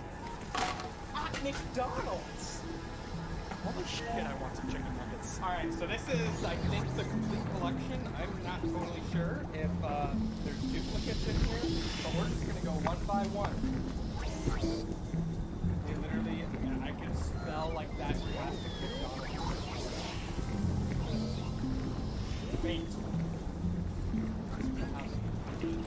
I mean, these are all total hot garbage, but they're from McDonald's, so I feel like reviewing them at all is kind of unfair. But these were also fast food toys, and these were dope as hell, so you don't get any leniency. There's this lenticular eye scanner, this red light, which should really be a laser pointer. Why would a spy need to use Switchblade-style 3D glasses? So, in a circumstance where you are a spy before the year 2009, when they stopped using this type of 3D technology, and also you live a zero-waste lifestyle, and the person you were spying on was going to see a movie that was 3D, this would be a circumstance to use these. There's this Bluetooth headset-style green light. What's the ear thing? It's a light for when you need to hear things in the dark. That's why it's green. That's why it's green. A big old grabby claw. Next toy. Oh, a tube. Very good. It's a telescope. In case you are a spy who also has an astronomy hobby. So I can be like, oh my god, Is that the subject or is that Sagittarius? All right, and it could be green as well, in case you're into that. All right. Bow Night Vision from like Spy Girl Toys is like top tier posting. Like, it really is just like a shit post. It's just like here's a piece of green plastic. Go nuts. Oh heck yeah, projectile missiles for when you hooligan spies need to have some office hijinks when you're planning out your next spy mission in the conference room. Oh my god, more spy office hijinks? Look at this little watch.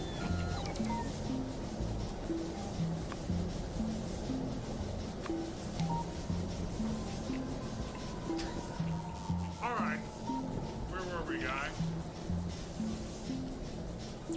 Ah!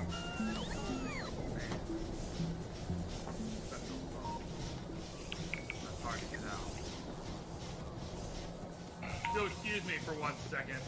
Don't think about doing any spying.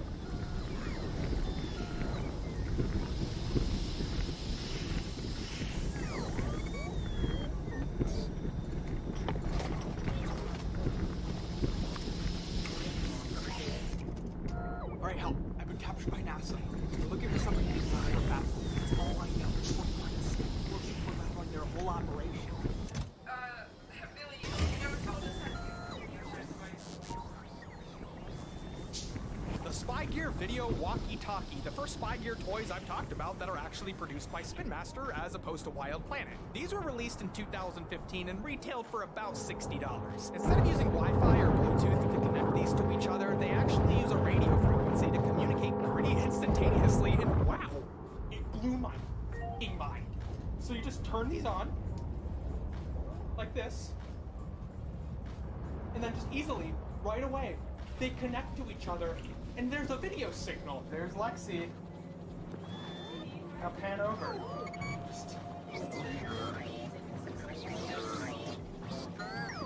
It just works that easily.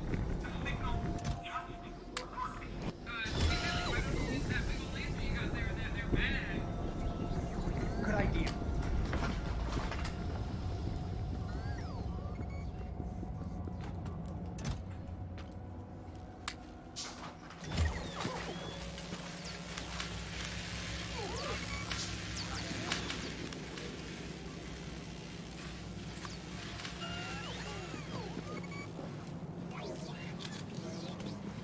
Sorry for the delay. There's fast food just as memory. Get there.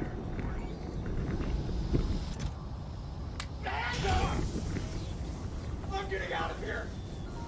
Hey.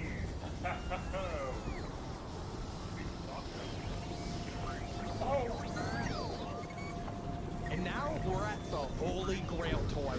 The one I never got as a kid, but really, really wanted. The Spy Gear laser tag wristbands. Catch spies with a real laser blast. Haha. God, I have my fingers too loose. I'm too big. Am I too old to be playing with this? Oh my gosh, I snapped it. Yes, I did. The other ones are good too. Oh, they do work. It's my wrist. God, that's what I get for drinking all that milk to get big, strong bones as a kid. No, Mom, I want to be able to play Spy Laser Chase forever. I need little weak bones.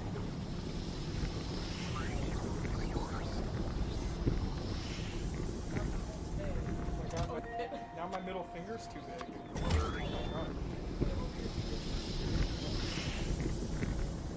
Excuse. I'm sorry, it's the toy. How's your own?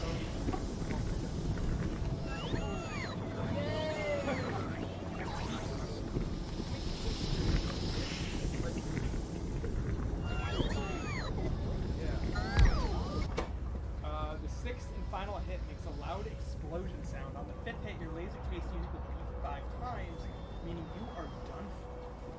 Okay, wait, hold on, turn it off. Turn yours off too. Maybe we were ready.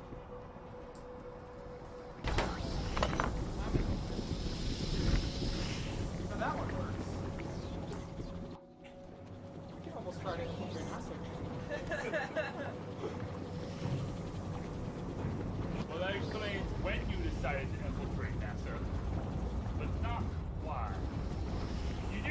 of course, Kennedy Space Center is primarily a tourist attraction. Alright, that's enough talking. Turn around. Getting out of here. Take it nice and slow. Going in place, I'm gonna dip down, stand up, way out. Not so fast, fast boy! Dippin' Dots are for good boys only! I don't know what you expected. We are NASA. Robert Babylon! Now don't play ignorant, sweet baby boy, light of my life. We know you've been in cahoots with Babylon since the beginning. I have no idea what you're saying! Let me reach into my... Oh, no, I know better than to trust a man with coat pockets! Careful, I've got some funyuns in there. I don't want them to get too crunched.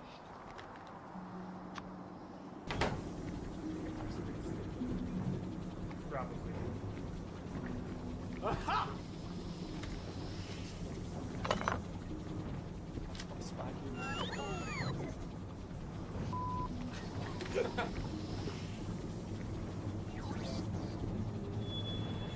You've been suspicious to your connection to Babylon for quite some time. You might know him as Robo-Man.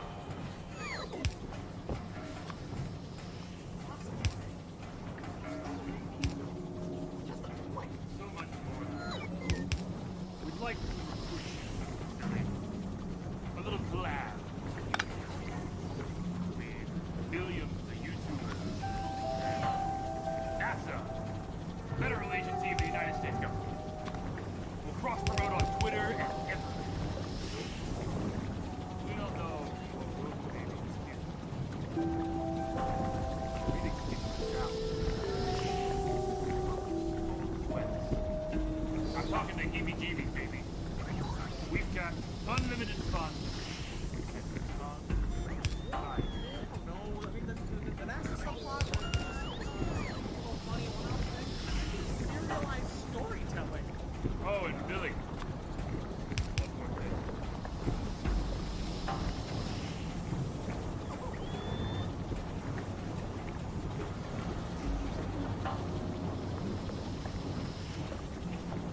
Okay, so like NASA keeps sending me all of these emails. They're worse than a multi-channel network. Just like, you know, we want to collab with you, Billiam. Billiam, we want to work with you. Grow your channel with NASA. It's so obnoxious. It's getting kind of awkward at this point because I said yes because I'm an incredibly anxious person and I have a lot of trouble saying no to people.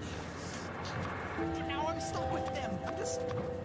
I'm just gonna keep ignoring their emails. Sorry.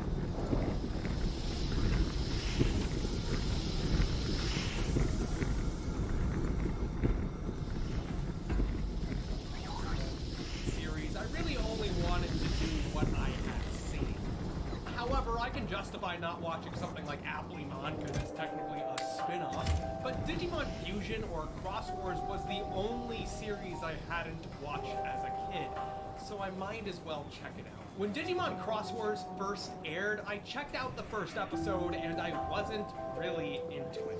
For the first time, I felt disconnected to Digimon because of my age. Digimon Cross Wars and Fusion feels like a kid's show. And I can't really say that for the other shows.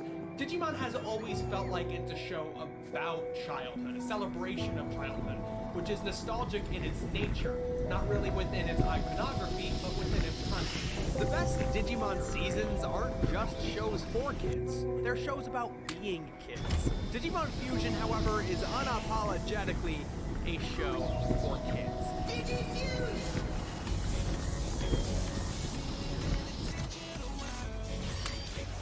Which is weird because I've never felt that way about the other seasons. I'm fully aware this may be because I didn't grow up watching it, but I didn't really even feel this way about the seasons I didn't like. Although the show isn't totally void of redeeming qualities, I often found it boring, repetitive, and lacking substance. I'm not alone on this. Fusion didn't do well critically in terms of ratings, and many within the fan community see it as the worst season, but it's also the season which almost killed Digimon. I'll be referring to this season as Digimon Fusion and as the characters to their English names because it's what it's more commonly known as. Even so, the English dub exists. People watched the English dub, therefore it's worth talking about just as much as the original version is. However, there was easy access to the original dub, so I watched about 15 episodes scattered throughout the series to compare the two. Most of the issues I bring up aren't even dub specific, except for the editing of Mervamon. I guess you can't go a single season of Digimon without having explicit fan service. Last time the fans were void of it, they got a little creative. When the show begins, we're introduced to Mikey Kudo. He and two friends hear a distress call from a hurt Digimon who somehow has slipped into our world. They rescue him and then are transferred to the digital world. There they meet a whole bunch of Digimon, including Shoutmon, who wants to be the king of the digital world. Unfortunately, the digital world is fractured into 108 different zones, with a code crown holding the power over each one. It's a race between our main group and the Fusion Fighters and several other armies to collect the code crowns. There's Blue Flare, run by a human named Christopher, and the Bagra army, led by the evil Bagramon. Using a fusion loader, a device mysteriously given to him, Mikey can collect Digimon and have them fuse to make new combinations. Over the course of the series, Mikey makes new friends, catches new Digimon, and comes face to face with increasingly stronger enemies. The collection of each code crown is usually split between 2 episodes, where Mikey and the gang spend time fighting Bagra henchmen, making new friends, and meeting the locals. Oftentimes, the Fusion Fighters will only win because of the aid of a new Digimon who joins up with the team. The characters in Digimon Fusion are either passable or completely misrepresented versions of other Digimon archetypes. Mikey makes a good leader because he thinks goggles are a cool accessory. Marcus Damon doesn't like goggles, so he will be deemed a failure. I like Mikey. I mean, I would like Mikey if he were a real person. He's very agreeable, a loyal friend, and makes several fatal fashion decisions, which means he doesn't really have anything to prove to anyone. But he's not an interesting character. When talking with the other kids, he'd always rather go with someone else's plan because he doesn't want to start conflict. But guess what makes stories interesting? Conflict. He has no immediate apparent flaws except for his weird quirk where he feels the need to save people, which is a pretty odd character trait for a preteen to have. In the Japanese dub, Taiki's catchphrase is, "I won't turn my back on them," which is a similar concept, but much less dramatic than a need to save people, which implies Mikey has had, on multiple occasions, an opportunity to save someone's life or watch them die. He's a 13-year-old athletic prodigy, so that's pretty neat. The man tries underneath. They move to cut him off, and holy ravioli, there he goes into his patented all-star super spin. He's up, and he totally faked you out. He decides to help Shoutmon save the digital world and achieve his goal of becoming the Digimon King. And then you have his friends, Angie and Jeremy. I sort of started to like them. I thought they were charming enough, but they leave the main cast halfway through the show, and it was suddenly a lot better, so I guess they're more dead weight. Angie just wants to get home, and Jeremy wants to be seen as anything but dead weight. But he is. Oops. Christopher is the new Matt, but a lot less like the good Matt and a lot more like the bad Matts. Christopher wants to be the best, but he doesn't like teamwork, so he's gotta be the best on his own. Unlike Mikey, Christopher's Digimon are color-coordinated and robotic, so you know he means business. Christopher's storyline is that he doesn't think teamwork is valuable.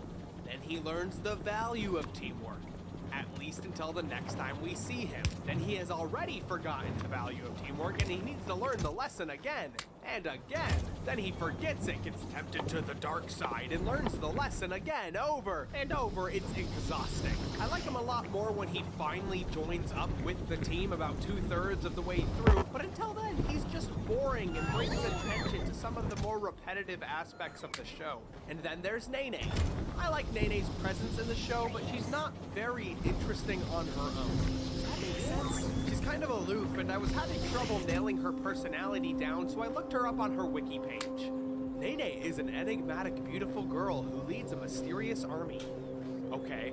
But like in terms of her mysterious personality, once the mystery is solved, there's not much there. Nene is like a new friend who never talks. You think they're all mysterious and whatnot until you find out they're just kind of boring. Mysterious only works if there's something to reveal. Nene is looking for her brother who disappeared into the digital world. When we first meet her, we get to know her motivation, but then we don't hear about it for like 20 episodes, and it's brought back up the episode before we see her brother. So even her motivation isn't regularly apparent. When we do meet her brother Ewan, he's just kind of whiny. He thinks the digital world is just a game, so he wants to kill everyone so he can win. But then he's proven wrong. I'm sure glad that's not a repeated plotline in all of Digimon. And then there's the Digimon. There's a lot of irregularly appearing Digimon because each of the characters has this huge collection. All of Christopher's Digimon are boring, but Mikey's highlights are Shoutmon, a feisty red Digimon who wants to be the king of the digital world. At first we believe it's because he's selfish, but he really wants to protect weaker Digimon. Melistamon, a boombox, and Darulamon, a drill lion who used to be evil but is now not. And also there's Beelzemon, who's a more proxy version of this Beelzemon. Nene has Sparrowmon, a prettier version of JJ the Jet Plane, the Monotamon, the super cute, fun little ninja spy Digimon, and later, Mervamon. This series' justification for 13-year-olds to believe they're old enough for Digimon. Mervamon is fun. She's super eager to run into battle, and in the English dub, many shots of her are censored. There are many gratuitous butt and cleavage shots which were totally edited out of the show, which is completely justified for a children's television show. The idea of Digimon fusing isn't really taken advantage of. The core line of evolutions the series sees is Shoutmon fusing with someone to make Shoutmon times 2 through 7. But because it's branded as Shoutmon, it ends up feeling like a standard evolutionary line rather than a cool combination option between all the characters. Early on, the Pikmon are fused to make a wide variety of different objects, which is a fun, creative idea, but eventually they just become a sword over and over again. There's a moment towards the end of Fusion where a bunch of cool combinations are made, and a moment where they're trying to make the Digimon laugh, so a bunch of funny combinations happen, but I feel like the Fusion thing is mostly a creative potential which is consistently slept on. I think part of the reason I was turned off by Fusion initially were because of the Digimon designs. Although Digimon has always been a glorified toy commercial, the Digimon designs always felt like they existed separately from the toys. However, the Digimon in Fusion all looked like they were designed as toys first.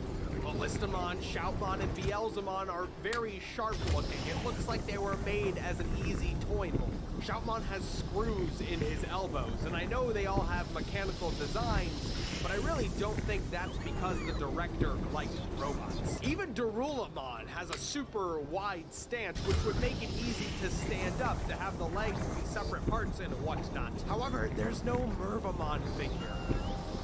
Yeah. Digifuse.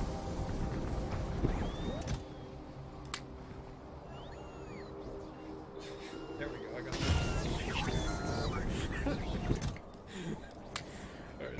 Alright, you were grabbing onto my edge of okay, there we go.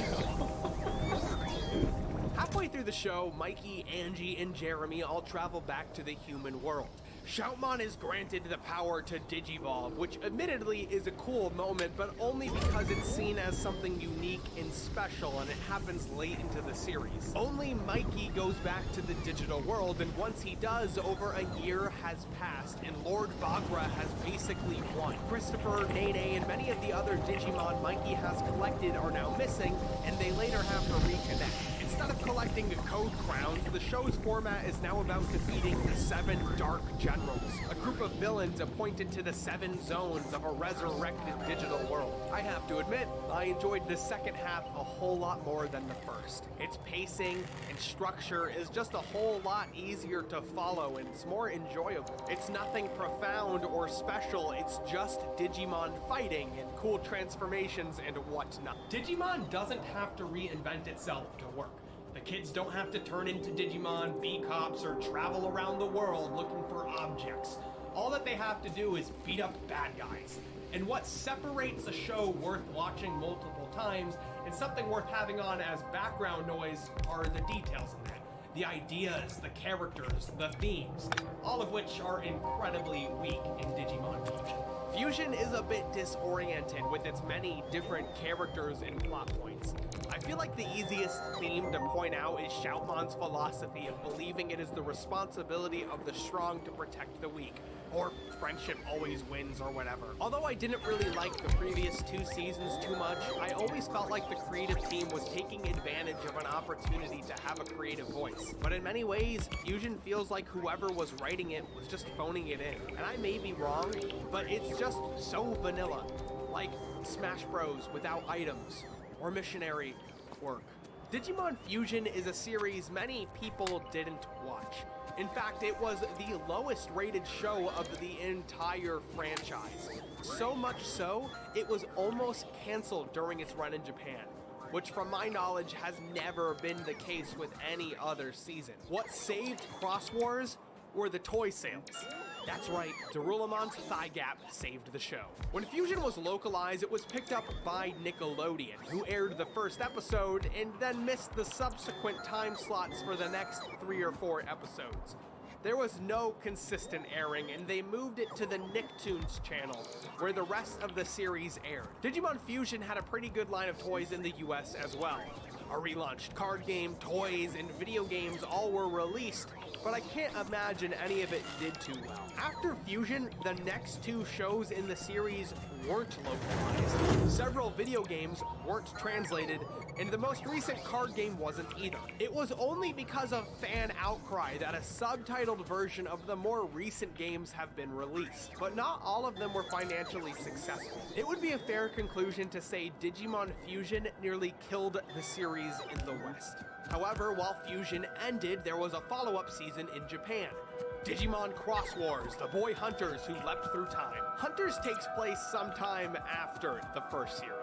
We're introduced to a new character, Tigeru, and his Digimon, Gumdramon, a little excitable Digimon. Most of the other cast is pushed aside with Ewan and Mikey staying around. Even though the other characters come in and out, Tigeru and Gumdramon are the main focus. Tigeru is a little interesting, but just because his motivation is to become better than Mikey, a character who was written with limited flaws and an unreasonable athletic skill. This totally seems like an acknowledgement of how he was a boring character. Instead of traveling to the digital world, the characters travel to the digital courts, a place in between time and space, the human world and the digital world. Each episode has a Digimon finding a desperate child and creating trouble in the human world. Then the team beats it up and captures it. There's a much larger focus on collecting Digimon this time around, which is an interesting thing to see within the Digimon franchise. This series is significantly more episodic than Fusion, which makes its repetition less noticeable, because there's not an end point in sight. With Fusion, I was just waiting for them to fight the big bad, but the big bad in Hunters only serves as a cool finale episode in which all the old Digimon heroes come through time and space to defeat Quartzmon. Even though it makes no sense canonically, it's a pretty hyped moment, and it all ends with Tigeru saving the day, not only surpassing Mikey, but all the other heroes too. I enjoyed Hunters a lot more than the first seasons.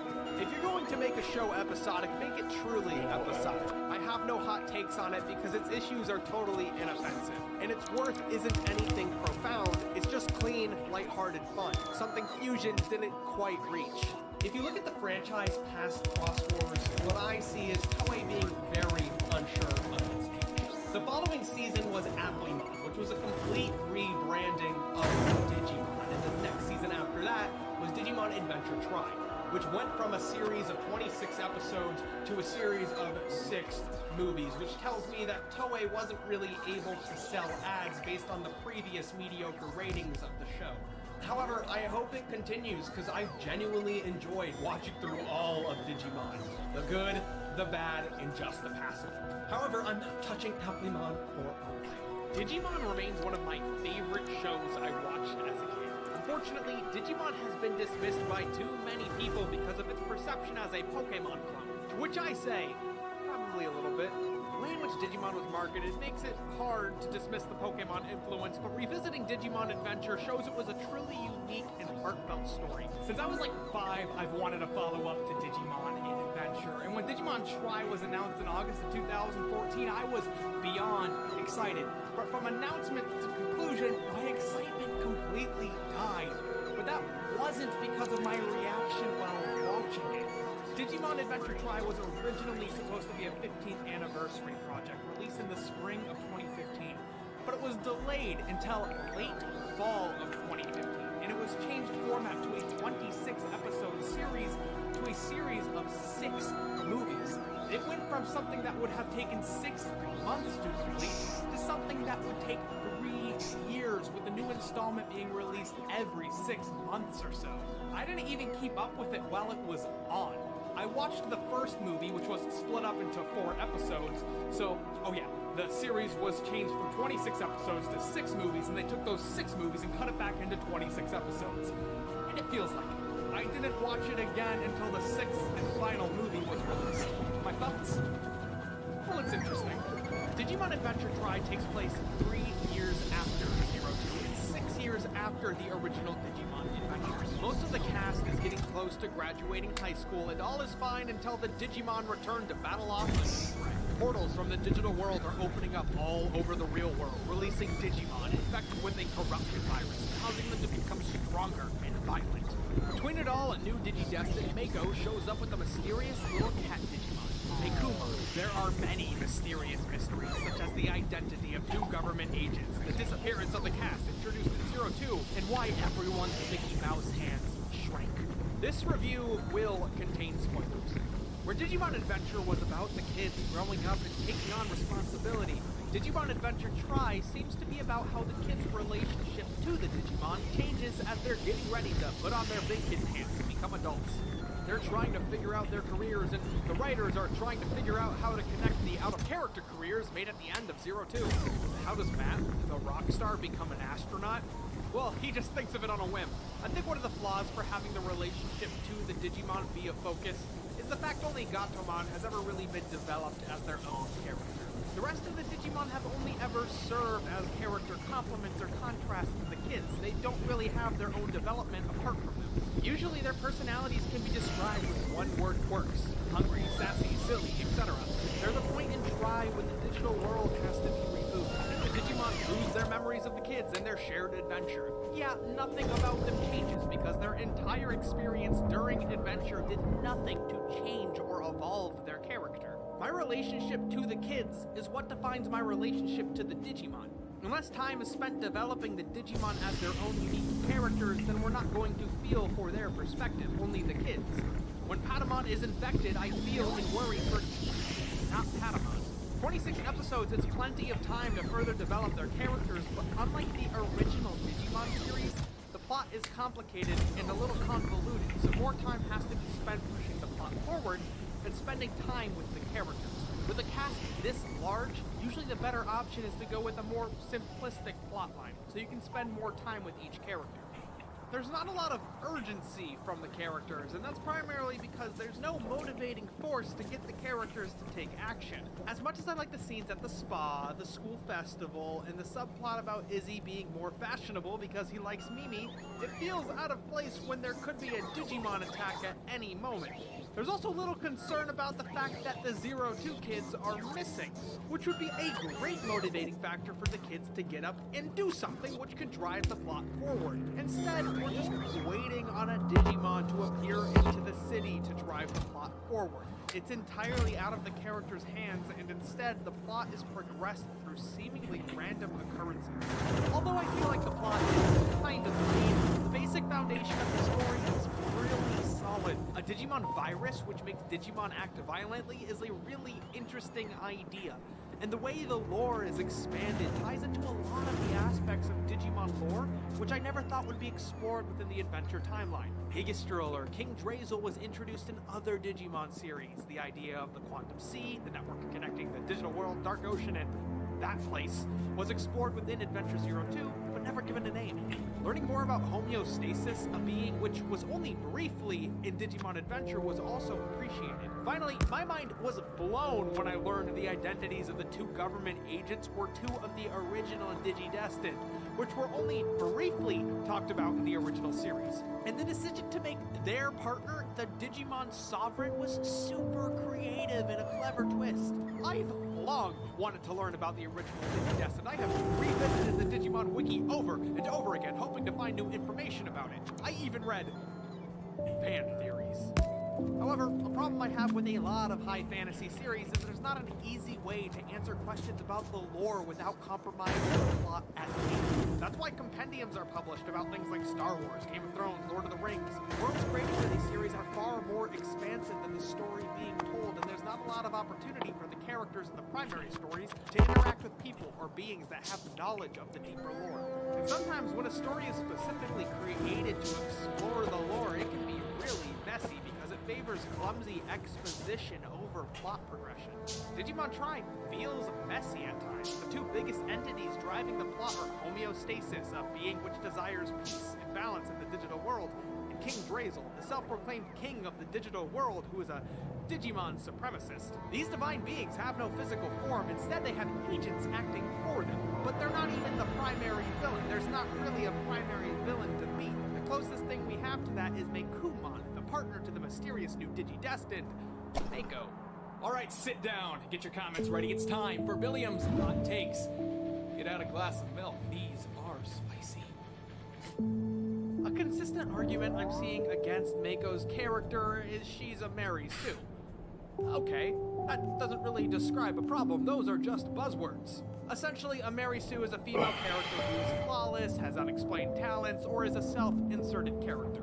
Basically, people who use the word unironically will just create new criteria for it so they can continue to use it as a critique. Let's examine these. So, Mako isn't actually a self-inserted character. The argument is just being made because she's shipped with Tai, who's the main character of Digimon. It's common in fanfiction for writers to put themselves in a relationship with the main character.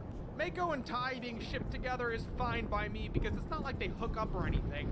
He just wants to call her at the end of the series. That is the extent of their relationship. And are you aware of how teenagers date? There's no character or relationship building involved. It's just, let's date. Sometimes not even that. Next, is Mako flawless? I mean, she's certainly self-conscious, and this is explained in the series. She speaks a different dialect than the rest of the kids, she's new, and her Digimon hasn't evolved yet. Combined with the fact her Digimon is, well, murdering other Digimon, and yeah, it makes sense that she's a little self-conscious. Now, what about being super talented with no explanation? Well, oh my god. Okay, she's pretty okay at sketching. That wasn't explained. I definitely needed a 7th movie in the Tri timeline to explain why she's pretty okay at sketching. This is totally unexplained. Oh my god. Now Palmon is making a sketch too? I've watched all of Digimon and I've never seen Palmon's artistic abilities explained. What a Mary Sue. Calling Mako a Mary Sue is just creating a scapegoat for more of the problems within the series. It's an easy buzzword to throw around, but it's not productive or constructive. Don't get me wrong, May is not a great character, but she's a symptom of the problems with Tri, not the problem itself. But she's necessary for the story they were trying to tell. Meikumon is infected, and Mako's arc is to make the right decision about needing to defeat Meikumon. Her arc is contrasted by Himakawa's. We see how Himakawa was driven to bring back her dead Digimon, and where it ultimately takes her. To evil. But Mako understands for the greater good that Meikumon has to die. With the focus of the series being the relationship to the Digimon, these are the extreme examples of that relationship. The 4th movie isn't called Lost for nothing. Wait a minute. However, she comes to the conclusion about Meikumon needing to die way before the action takes place, meaning her arc is done way way too early. In the sixth and final movie, it's Tai who ultimately decides Meikumon needs to die, and he convinces the rest of the kids. It should take until the end for Mako to come to this conclusion, and it should be up to her to convince the rest of the kids. We should see more of the struggle she goes through to come to this conclusion. Witnessing the consequences of Meikumon's violent actions and witnessing how Himekawa went to the dark side to save her Digimon. When Meikumon finally dies, it's an emotionally effective scene. I'd be lying if I said I wasn't just a little bit destroyed by the "ta much" line. But as for why she's needed for this particular story, can you imagine if the scene where Meikumon dies was with any of the 8 original kids and their Digimon? Would you want to see them say goodbye to their Digimon, the characters we've been watching for almost 20 years? And they wouldn't be able to make a bold decision like that anyways, because it's canon that the Digimon are still alive decades later. Listen, I'm not crazy about May, but I'm also not crazy